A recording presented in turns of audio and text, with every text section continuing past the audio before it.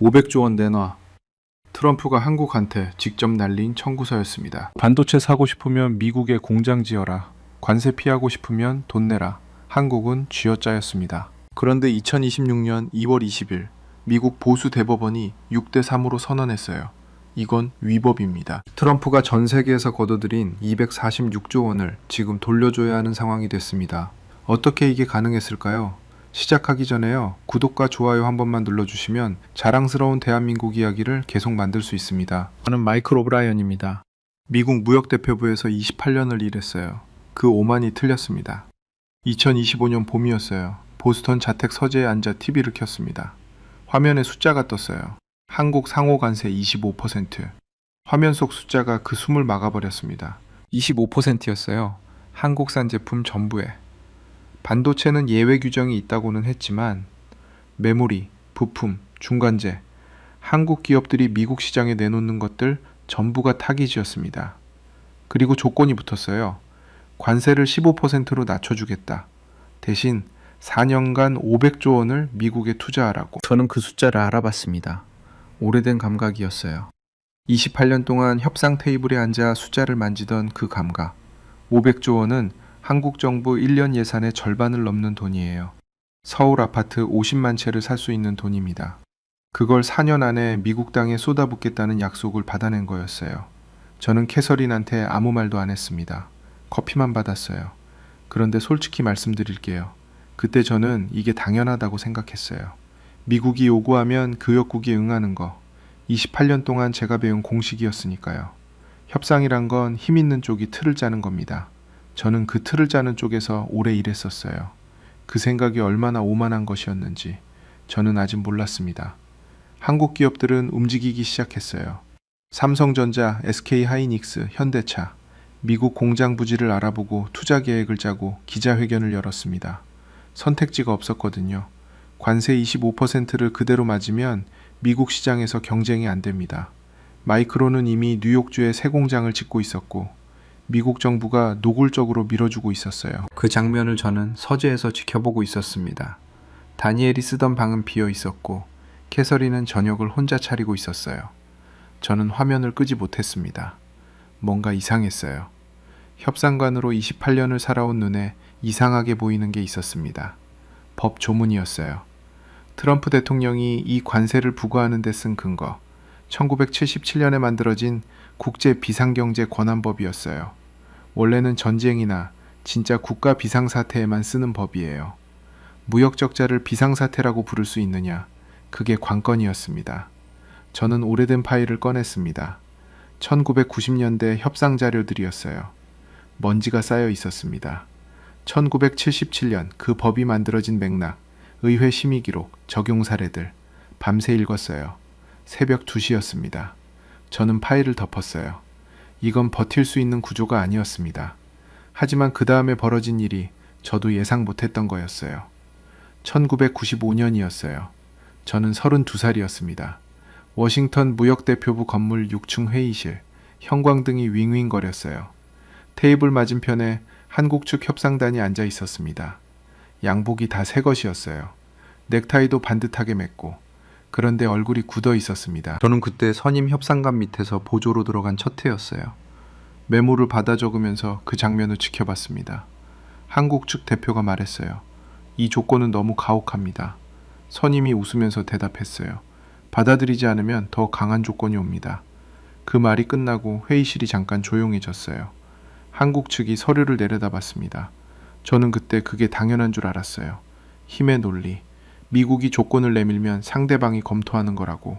그게 무역협상이라고 생각했습니다. 그 기억이 서재 파일들 사이에서 튀어나왔어요. 30년 전 메모지였습니다. 제 손글씨였어요.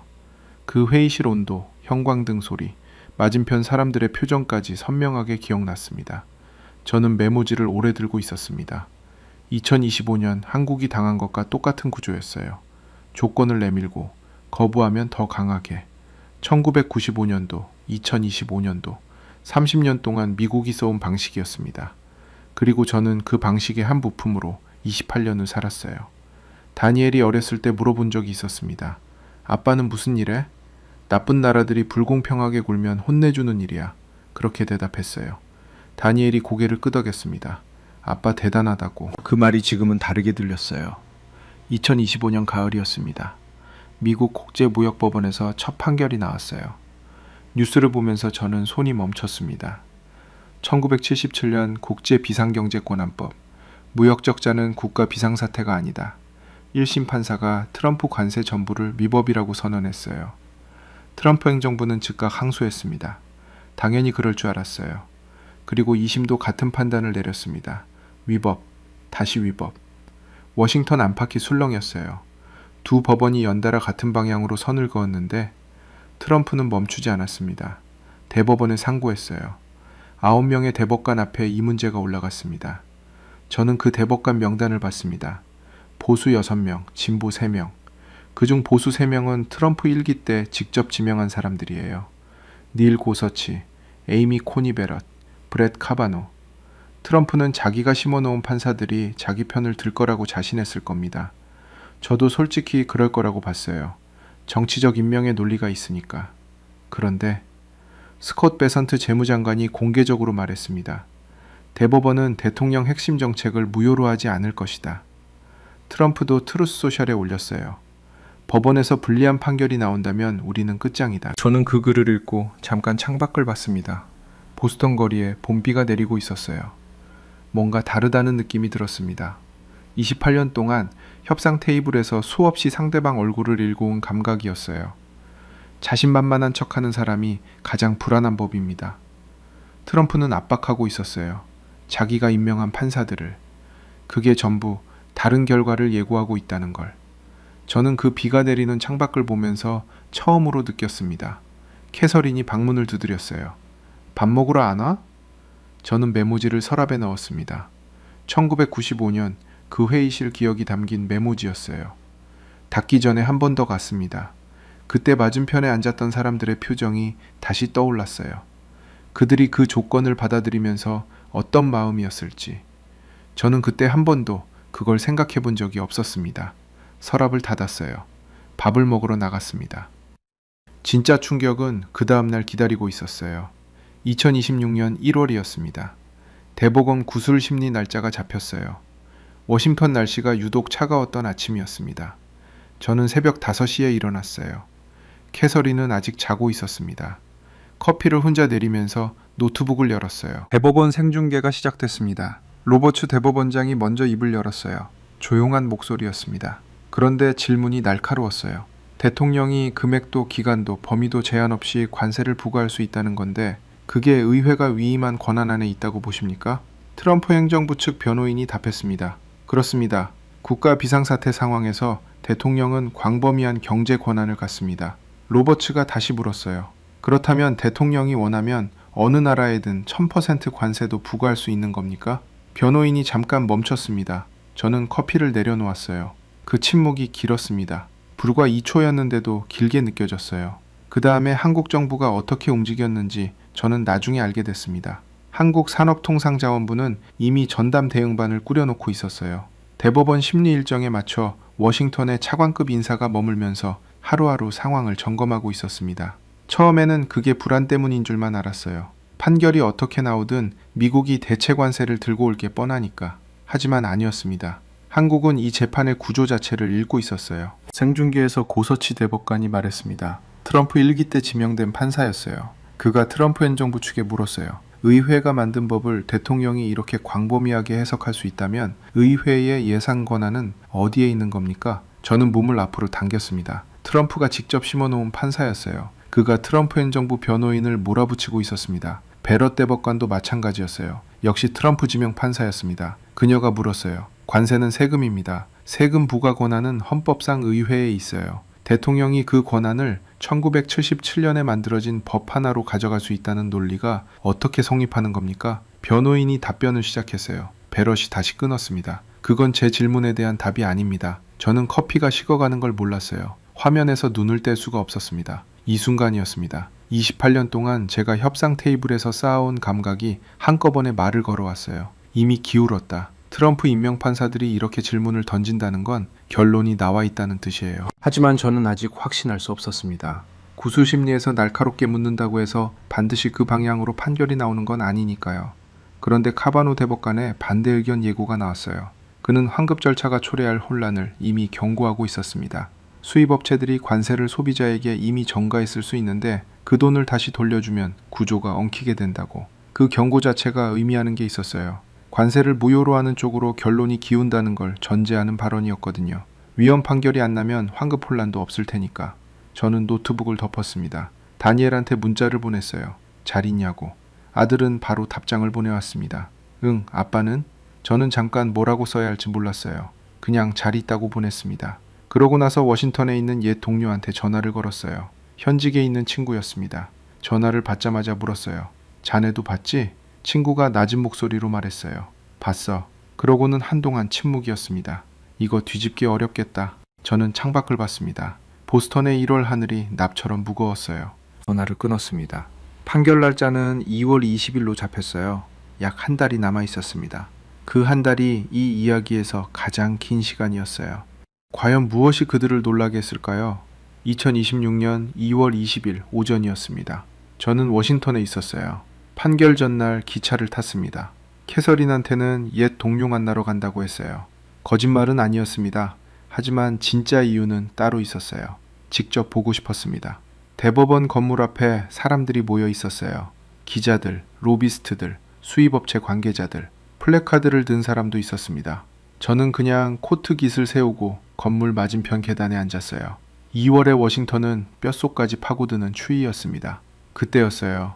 건물 안에서 무슨 일이 벌어지고 있는지 저는 이미 알고 있었습니다. 28년의 감각이 말해주고 있었어요. 나중에 전해진 얘기지만 판결 당일 오전 대법원 내부는 이미 결론이 정해진 상태였습니다. 로버츠 대법원장이 다수의견 집필을 맡았어요. 170쪽짜리 판결문이었습니다. 진보 3명에 보수 3명이 더해져 6대3. 카바노와 토머스, 얼리토만 반대 의견을 냈어요. 그 구도를 저는 계단에 앉아 머릿속으로 다시 그렸습니다. 고서치가 위원 쪽으로 갔어요. 베럿도, 그리고 로버츠.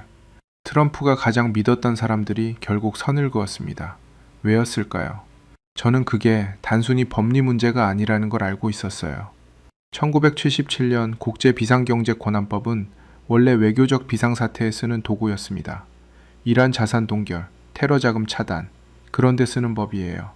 무역 적자를 국가 비상사태로 규정해서 전 세계에 일괄 관세를 부과하는 데 쓰는 법이 아니었습니다. 보수 대법관들도 그 선은 지키고 싶었던 거예요. 대통령 권한을 넓혀주되 이 정도까지는 아니라는. 의회가 가진 세금 부과 권한을 대통령이 법 하나로 통째로 가져가는 건 헌법 구조 자체를 흔드는 일이니까요. 고서치가 구술심리에서 던진 그 질문이 떠올랐습니다. 의회의 예산 권한은 어디에 있는 겁니까? 그게 진심이었던 거예요. 저는 계단돌에 손을 짚었습니다. 차가웠어요. 그러면서 아버지 생각이 났습니다. 아버지는 보스턴 항구 세관 직원이었어요. 35년을 거기서 일했습니다. 퇴직하던 날 저한테 말했어요. 관세란 건 나라가 만든 규칙이야. 사람이 마음대로 바꾸는 게 아니라고. 저는 그 말이 그냥 아버지 세대 공무원의 고지식한 얘기인 줄 알았어요. 28년은 권한 있는 자리에 앉아서 숫자를 만지다 보면 규칙이란 건 결국 힘 있는 쪽이 짜는 거라는 생각이 들거든요. 그런데 그날 오전 대법원 건물을 바라보면서 아버지가 옳았다는 걸 처음으로 인정하게 됐습니다. 오전 10시였어요. 대법원 공보관이 건물 밖으로 나왔습니다. 기자들이 달려갔어요. 저도 일어섰습니다. 계단 모서리를 손으로 짚고 천천히 일어서는데 다리에 힘이 조금 없었어요. 공보관이 판결 요지를 읽기 시작했습니다. 국제비상경제권한법은 대통령에게 관세를 부과할 권한을 위임하지 않았습니다. 기자들 사이에서 술렁임이 일었어요. 카메라 셔터 소리가 한꺼번에 터졌습니다. 저는 그 소리를 들으면서 움직이지 않았어요. 발이 돌에 붙어버린 것 같았습니다. 6대3이었습니다. 다수 의견 집필은 로버츠 대법원장. 세금과 관세 부과 권한은 헌법상 의회에 있다. 대통령은 금액도, 기간도, 범위도 제한 없는 관세를 일방적으로 부과할 수 없다. 옆에 서 있던 기자가 전화를 들었어요. 속보 나갑니다. 라고 외쳤습니다. 한국, 대만, 유럽 기자들도 뛰기 시작했어요. 저는 그 자리에 서 있었습니다. 28년 동안 제가 그 구조의 한 부품이었습니다.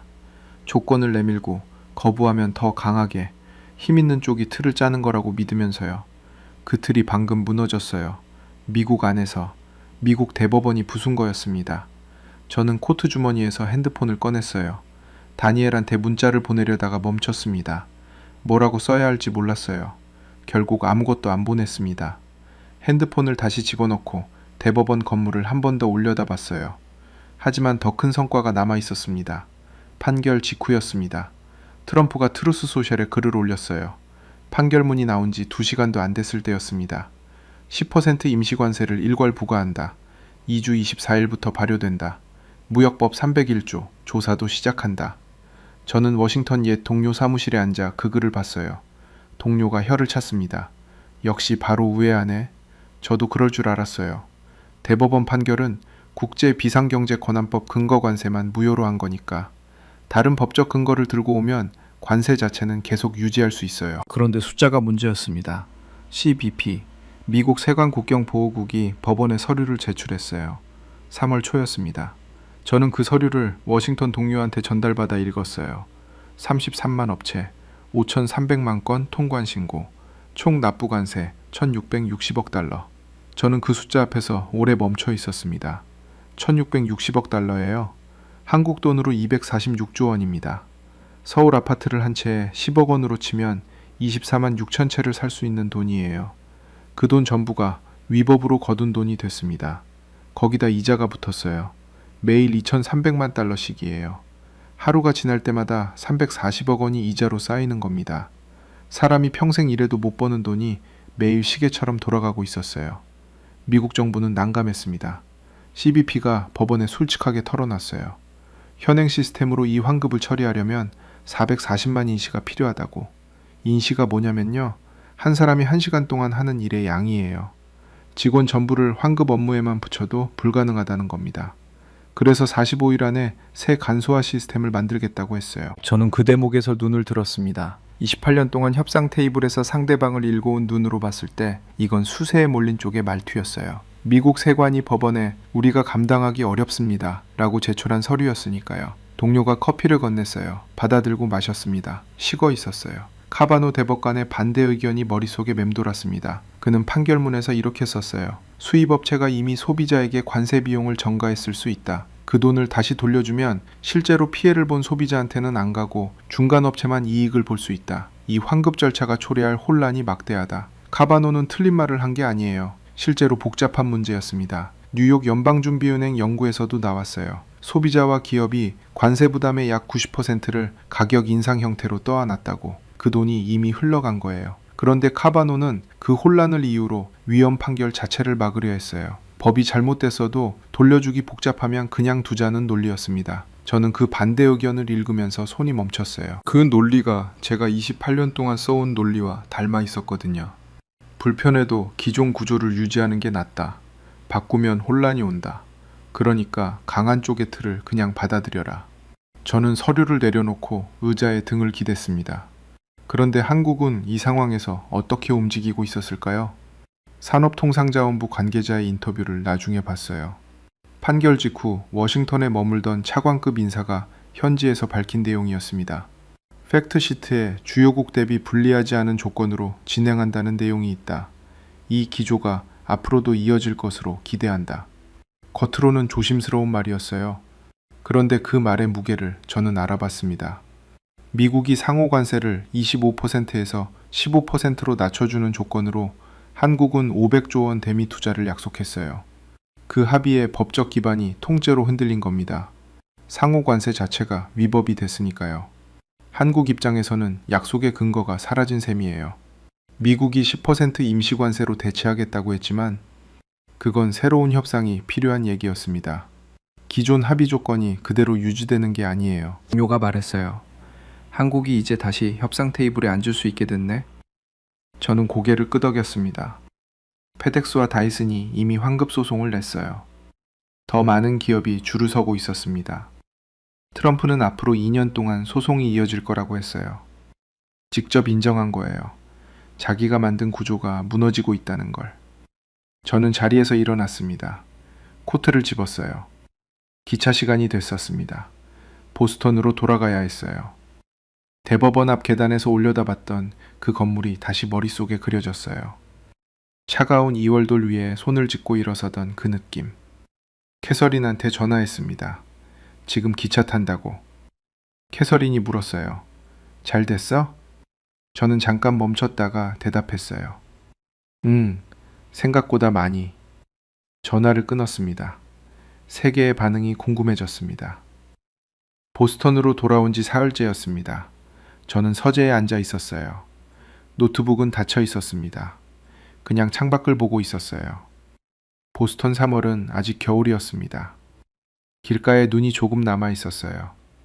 그때 전화가 왔습니다. 도쿄였어요. 옛 동료 켄 야마다였습니다. 일본 경제산업성 출신이에요. 제가 무역대표부에 있을 때 마주쳤던 사람이었습니다. 협상 테이블 맞은편에 앉았던 적도 있었어요. 그쪽도 물러나고 나서 민간 자문을 하고 있었습니다. 켄이 먼저 말했어요. 마이클, 봤지? 봤어. 잠깐 침묵이 흘렀습니다. 켄이 낮게 웃었어요. 쓴웃음 같은 소리였습니다. 일본에서 난리야. 우리도 비슷한 조건으로 미국이랑 합의했거든.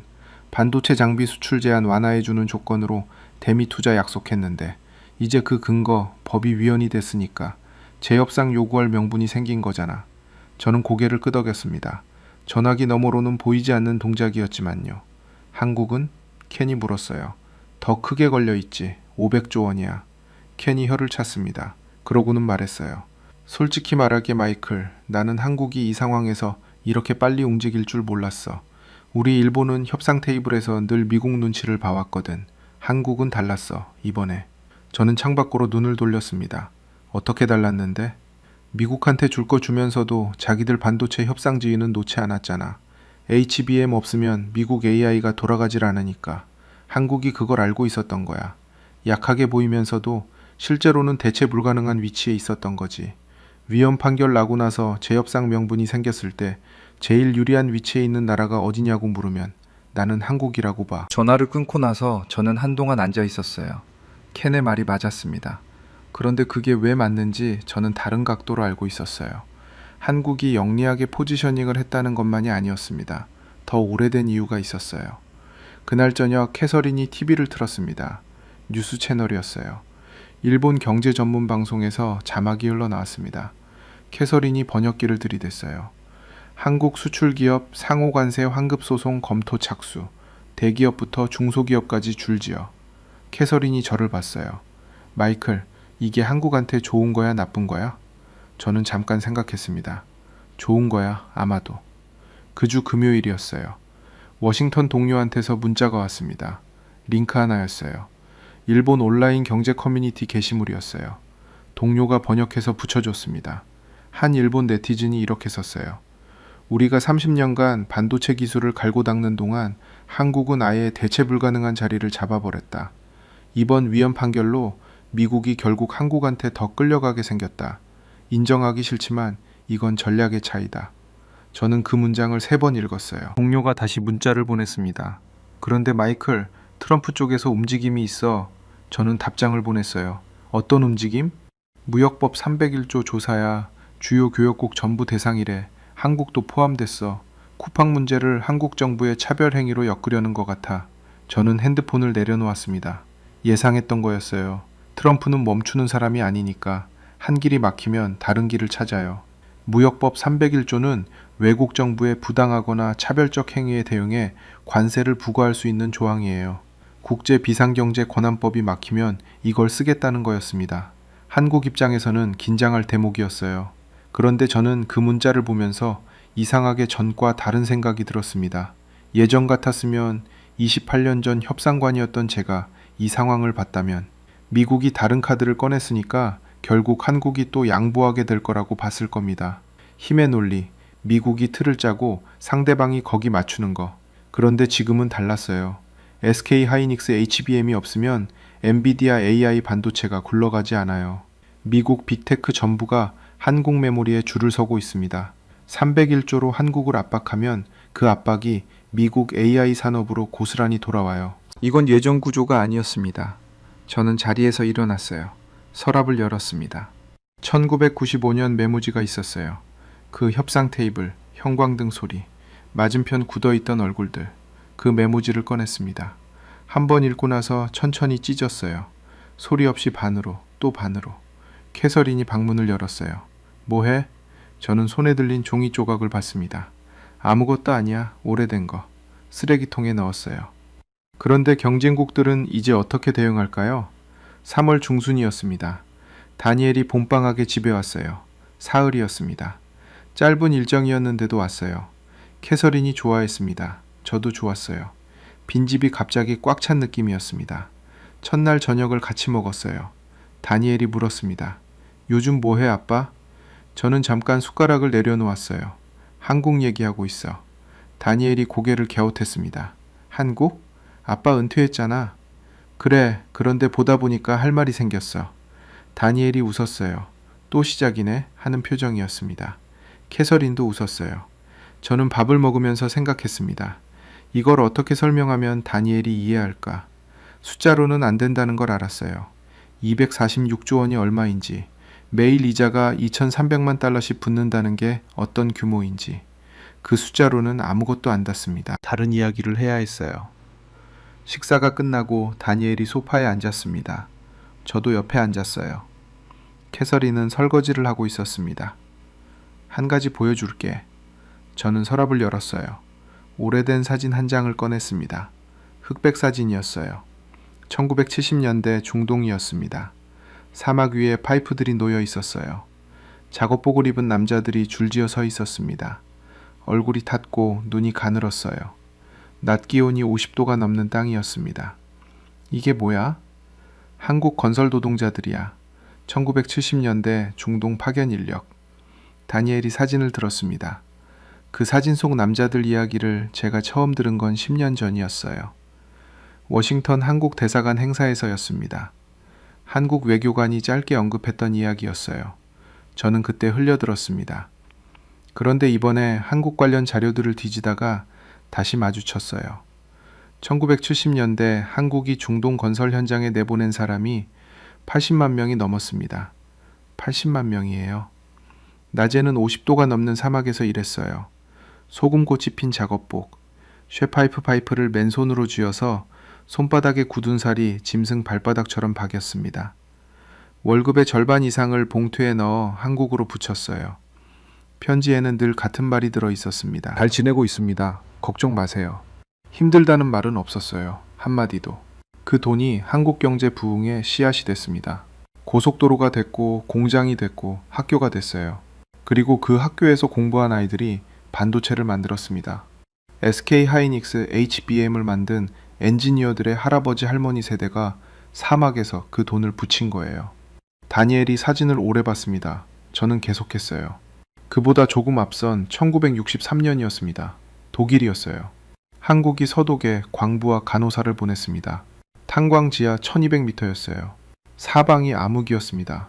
헬멧 램프 하나만 켜져 있었어요. 석탄 먼지가 폐에 쌓이는 걸 알면서도 들어갔습니다. 매달 월급날이 되면 봉투에 돈을 넣어 붙였어요. 서울로, 부산으로, 대구로. 그 돈이 동생 학비가 됐고 어머니 병원비가 됐고 가족들 밥이 됐어요. 다니엘이 고개를 들었습니다. 저를 봤어요. 그 사람들이 지금 한국 반도체랑 연결되는 거야? 저는 고개를 끄덕였어요. 연결되지. 직선으로 이어지진 않아. 하지만 그 땀이 50년을 건너뛰어서 지금 여기까지 왔어. 미국 AI 산업이 한국 반도체 없이는 못 돌아가는 이유가 하루아침에 만들어진 게 아니라는 거야. 캐서린이 설거지를 끝내고 들어왔습니다. 소파 끝에 앉았어요. 사진을 봤습니다. 이 사람들 중에 지금 살아있는 분들이 있겠네? 있지, 많이. 캐서린이 사진을 한 번 더 봤습니다. 말이 없었어요. 그날 밤 켄한테서 다시 연락이 왔습니다. 문자였어요. 마이클, 나 솔직히 말할게. 내가 틀렸어. 저는 문자를 읽고 바로 답장을 안 했습니다. 기다렸어요. 켄이 이어서 보냈어요. 한국을 과소평가했어. 협상 기술만 본 거야. 근데 그게 아니었어. 그 나라는 뭔가 다른 걸 갖고 있어. 자료 보다가 1970년대 중동 건설 인력 얘기가 나왔는데 그게 지금이랑 연결된다는 게 이해가 됐어. 우리 일본은 그 시절 이미 경제대국이었으니까 그 절박함이 없었거든. 한국은 달랐어. 저는 핸드폰을 내려놓았습니다. 다니엘이 방으로 들어가면서 말했어요. 아빠, 그 사진 어디서 났어? 저는 대답했어요. 오래전에 받아놨어. 그냥 서랍에 있었어. 다니엘이 고개를 끄덕이고 들어갔습니다. 캐서린이 저를 봤어요. 아무 말 없이 그냥 봤습니다. 저는 사진을 다시 집어들었어요. 1970년대 중동 사막, 소금꽃 핀 작업복, 가늘게 뜬 눈. 그 눈들이 지금 어디를 보고 있었을까요? 카메라가 아니었어요. 그 너머였습니다. 봉투 속 돈이 닿을 곳, 고향, 가족. 저는 그 사진을 서랍에 다시 넣지 않았습니다. 책상 위에 세워두었어요. 역사적 의미를 되새겨봐야 했습니다. 그로부터 2주가 지났습니다. 저는 서재에 앉아 있었어요. 책상 위에 중동 사막 사진이 세워져 있었습니다. 그 옆에 노트가 펼쳐져 있었어요. 저는 이걸 써야겠다고 생각하고 있었습니다. 누군가에게 말해야 할 것 같았어요. 28년 동안 협상 테이블에서 조건을 내밀었습니다. 거부하면 더 강하게, 힘 있는 쪽이 틀을 짜는 거라고 믿었어요. 그 틀 안에서 한국은 늘 수세였습니다. 1995년 그 회의실, 맞은편 굳어있던 얼굴들. 저는 그게 당연하다고 생각했어요. 틀렸습니다. 트럼프 관세가 위헌이 된 건 법리의 문제만이 아니었어요. 더 깊은 곳에 이유가 있었습니다. 미국이 아무리 246조 원을 걷어도, 아무리 새 관세를 들고 와도 한국 반도체 없이는 미국 AI가 돌아가지 않아요. HBM 없이는 엔비디아 칩이 의미가 없습니다. 그 구조를 만든 건 법이 아니었어요. 사람이었습니다. 1963년 독일 탄광에 들어간 사람들, 1970년대 중동 사막에 선 사람들, 소금꽃 핀 작업복으로 봉투를 붙인 사람들, 힘들다는 말 한마디 없이 잘 지내고 있습니다 라고 쓴 사람들. 그 땀이 50년을 건너뛰어서 지금 여기에 와 있어요. 미국 대법원이 트럼프 관세를 무효로 만든 그 판결문 뒤에. 보이지 않는 곳에서 그 사람들이 쌓아놓은 것들이 있었습니다. 저는 그걸 몰랐어요. 28년 동안. 캐서린이 들어왔습니다. 커피를 2잔 들고 왔어요. 하나를 내려놓으면서 사진을 봤습니다. 잠깐 서 있었어요. 다 썼어? 거의. 캐서린이 사진을 한 번 더 봤습니다. 말없이 나갔어요. 저는 커피를 마셨습니다. 이 이야기를 한국이 직접 하지 않는다는 게 오히려 더 강하게 느껴졌어요. 한국 정부 관계자들은 조심스러운 말을 했어요. 협정이 안정적으로 유지되기를 기대한다고, 기조가 이어지기를 바란다고. 겸손한 말이었습니다. 그런데 그 겸손 뒤에 뭐가 있는지 저는 이제 알아요. 대체 불가능한 자리. 그걸 하루아침에 만든 게 아니라는 것도. 노트를 덮었습니다. 사진을 다시 봤어요. 소금꽃 핀 작업복을 입은 남자들. 그들이 뭘 향해 서 있었는지. 카메라가 아니었어요. 그 너머였습니다. 봉투 속 돈이 닿을 곳. 고향의 아이들. 그 아이들이 나중에 만들 것들. 저는 사진을 서랍에 넣지 않았습니다. 그냥 거기 세워두었어요. 다니엘이 문자를 보내왔습니다. 아빠, 그 한국 얘기 다 쓰면 보내줘. 읽고 싶어. 저는 잠깐 그 문자를 봤어요. 그리고 처음으로 웃었습니다. 이번 일이 시작된 이후 처음으로 제대로 웃은 것 같았어요. 보내줄게 라고 답장했습니다. 구독과 좋아요는 가슴 뜨겁고 자랑스러운 대한민국 이야기를 만드는데 큰 힘이 됩니다. 이 이야기가 좋으셨다면 댓글에 대한민국 파이팅 남겨주세요. 한 달 후였습니다. 켄한테서 전화가 왔어요. 도쿄 목소리였습니다. 마이클, 나 한국어 공부 시작했어. 저는 잠깐 멈췄어요. 왜? 켄이 웃었습니다. 쓴 웃음이 아니었어요. 이번에는 달랐어요. 협상 테이블에서 상대방 언어를 모르면 지는 거잖아. 근데 지금까지 나는 한국을 언제나 아래로 갔어. 그래서 배울 필요가 없다고 생각했던 거야. 이번 일 보면서 내가 틀렸다는 걸 알았어. 30년 동안. 저는 창밖을 봤습니다. 보스턴의 4월이었어요. 눈이 다 녹아 있었습니다. 거리에 봄이 왔어요. 늦지 않았어, 켄. 전화를 끊었습니다. 책상 위 사진을 봤어요. 중동 사막, 1970년대, 소금꽃 핀 작업복, 가늘게 뜬 눈. 그 눈들이 지금 이 봄을 보고 있는 것 같았습니다. 저는 파일을 열었어요. 새 문서였습니다. 제목 하나가 깜빡이고 있었어요. 첫 줄을 쓰기 시작했습니다. 저는 틀렸습니다.